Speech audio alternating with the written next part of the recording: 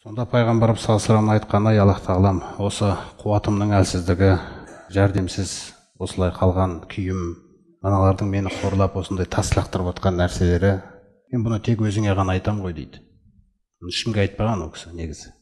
Кейін бір оқиғада ғана айтылған, сол сирада қалу үшін да. Мен тек саған шағымданам дейді айтатын болсам. Мен егер айтатын болсам бір күйімді, мұңымды, мен тек саған айтам, басқаларға айтпаймын дейді. Яғни бұл еркектік бір үлкен мінезді көрсетіп жатыр. Адам қанша бір қиыншылық жағдай болса да, қиындығыңды Алламен сырласуыңды.